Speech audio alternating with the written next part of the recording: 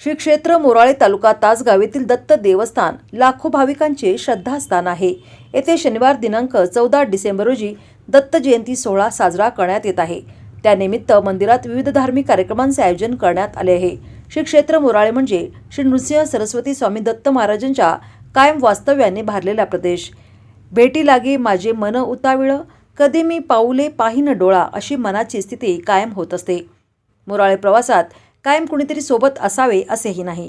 कधी मनाला आलेली ग्लानी झटकण्यासाठी, तर कधी तिथी किंवा उत्सवाच्या निमित्तानं तेथे जाणे म्हणजे एक आनंद यात्रा असते।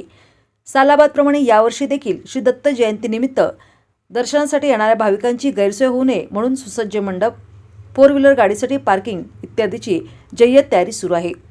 दत्त जयंती निमित्त सकाळी श्रींचा अभिषेक, आरती, दुपारी भजन, नामस्मरण, श्रींचा पाळणा, आरती, ग्रंथ वाचन तसेच मोराळे दत्त महाराजांच्या येथे आलेल्या अनुभवी भक्तांचे मनोगत तसेच महाप्रसादाचे आयोजन करण्यात आले आहे।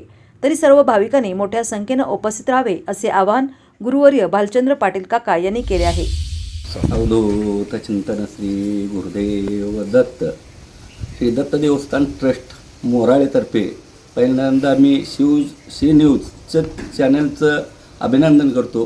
त्यानंतर त्यांच्या वार्तांकरांचं बी अभिनंदन करतो। का तर आमच्या मोराळसारख्या आडवणी खेडेगावात येऊन त्यांनी जे कार्याचं स्वरूप जिल्ह्यापर्यंत पोचवायचं, जगापर्यंत पोचवायचं जे माध्यम निवडलं त्याबद्दल त्यांचं अभिनंदन करतो।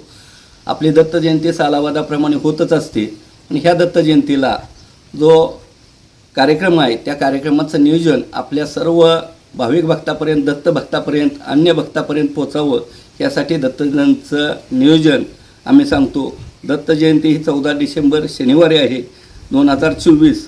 दत्त जयंतीचं मोराळ क्षेत्रातलं जवळजवळ सर्व सेवेकरी भक्तांनी या ठिकाणी मंडप उभारणी ही पूर्वतयारी जवळजवळ 80% झालेली आहे। राहिलेली 20% तयारी ही दत्त जयंती दिवशी होत असते।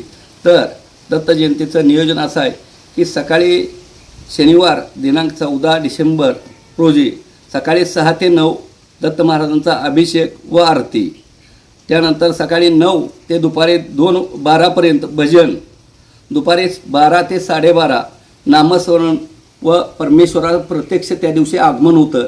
हे सर्व भाविक भक्तांना माहीत आहे। प्रत्यक्ष आगमन होऊन त्यानंतर त्यांचा पाळणा होत असतो या ठिकाणी, त्यानंतर आरती होते, त्यानंतर ग्रंथ वाचन आणि असा कार्यक्रम झाल्यानंतर दुपारी 12:30 नंतर जे त्या मोराळ क्षेत्रात आलेले जे अनुभवी भक्त असते ती की बाबा खरोखर प्रपंचातनं उद्ध्वस्त होणारे प्रपंच वाचले कसे, त्या ठराविक भक्तांचाच मधोगत बरेचसे भक्त असतात, पण काही ठराविक लोकांना संधी द्यावी की लोकांना बाबा ह्या क्षेत्रात काय होतं हे समजावं, ह्यासाठी थोड्याशा भक्तांचं मनोगत व्यक्त करायची एक अर्धा तासाची संधी आहे।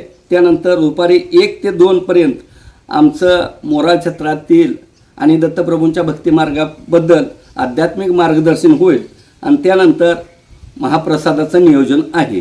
सगळ्यांनी या शांततेत कार्यक्रम पहा। प्रत्यक्ष दत्त महाराजांचं या ठिकाणी कार्य बघायला मिळतं आहे। परमेश्वराचं कार्य आहे। जे सेवेकरी भक्त असतात त्यांना माहीतच आहे की ह्या मोराळ क्षेत्रात सेवा केली तर त्याची पुण्य आहे आणि त्याचा कृपा आशीर्वाद वर्षभर लाभतो। त्यामुळं असंख्य भक्तांनी येऊन या क्षेत्राचा दत्तप्रभूंचा आशीर्वादाचा लाभ घ्यावा हीच आपल्या सर्वांना विनंती, नम्रतेची सूचना। अवधूत चिंतन श्री गुरुदेव दत्त।